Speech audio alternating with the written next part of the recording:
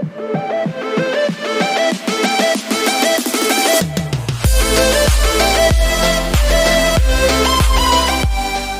चुके थे मांगनी, हो चुकी थी सगाई, और ये लड़का जब से इस विश्वास में आया, स्वभाव में एकदम मुझे अच्छा लगा। प्रार्थना के द्वारा सारी बातों में हमने देखा, इसकी मम्मी नहीं है, उसका पिताजी है, लेकिन घर से अच्छे परिवार, एक गरीबी के कारण, लेकिन हमने इसका विश्वास देखा, हमने उसका चरित्र देखा, हमने उसका जीवन देखा।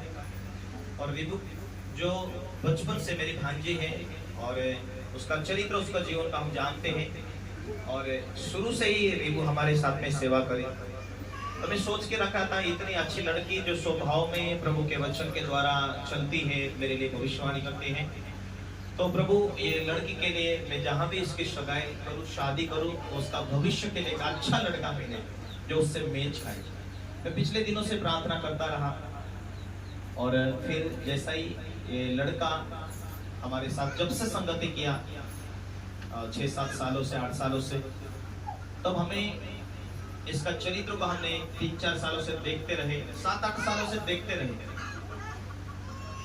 तो मैंने रिबू के ये बातें सामने रखी, परिवार के सामने रखी, ये लड़का ऐसा एक चरित्र से अच्छा है, स्वभाव से अच्छा है, सेवकाई करते हैं।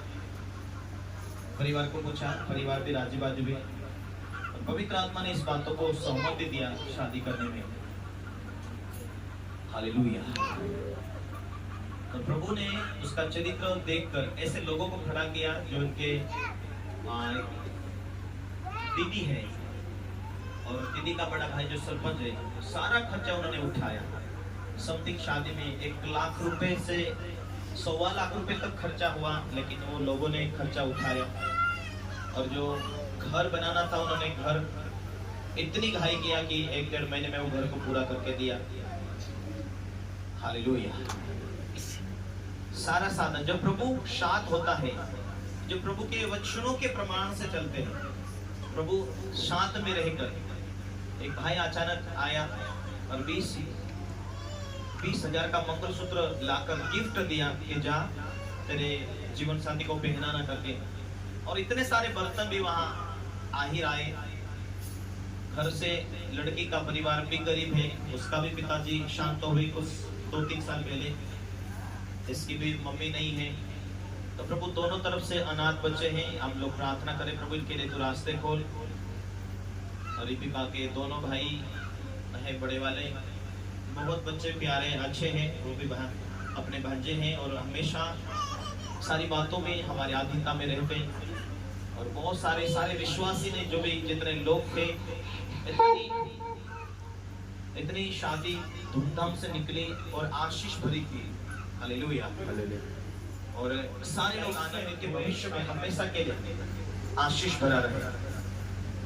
Hallelujah, hallelujah. प्रभु की उपस्थिति में जब बच्चे चलते हैं, उनके जीवन में परमेश्वर ढेर सारे आशीष देता, किसी बात की कमी ना हो। प्रभु के साथ जियो, सब कुछ परमेश्वर उसके टाइम में सही करेगा। हालेलुया। तो प्रभु सारे लोगों को आशीष दे। God bless you. हालेलुया।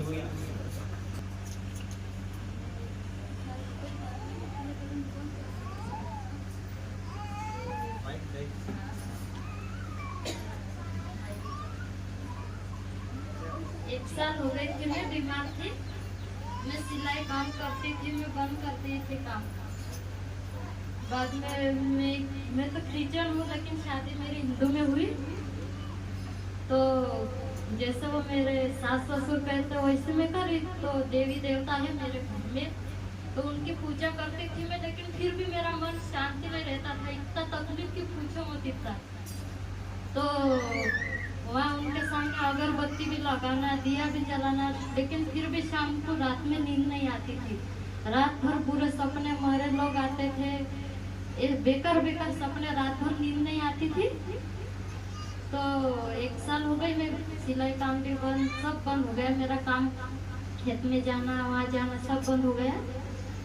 अभी 2-3 रविवार हो गए मैं मीटिंग अटेंड करती हुई। तो अभी मुझे अच्छी नींद भी आती, और जो तकलीफ थी मेरी वो भी कम हो गई। और मैं दवाखाना भी कर चुकी हूँ। तो मेरे दवाखाने में भी वो सोनोग्राफ न कुछ ये न वो न करी, लेकिन सोनोग्राफ में भी कुछ नहीं बताता था। दवा गोली चली तब तक ठीक और वापस वैसा हो जाता था। तो अभी मैं यहाँ आने से और मीटिंग लेने से अभी आशा लेकर, विश्वास लेकर आकर परमेश्वर को कहते कि प्रभु तू मुझे छू, मुझे चंगा कर। परमेश्वर को सारी बीमारी से आजाद करते हैं परमेश्वर। ये जो मेरे काका की लड़की है, उनका गांव सुनगांव करके है, और जब आप ये रास्ते से जाते हैं जो 4 बंकर के टावर है, टावर के बाजू में उनका घर है। बहुत ही वो संतरे से भरा हुआ बगीचा देखते हुए इनका ही है। हालेलुया। मैं जाता हूँ, मुझे बोलते हैं, लेकिन मुझे फुर्सत नहीं होती, इसलिए मैं नहीं रुकता। पिछले बार भी बहुत सारे संतरे लेकर आए थे। हालेलुया।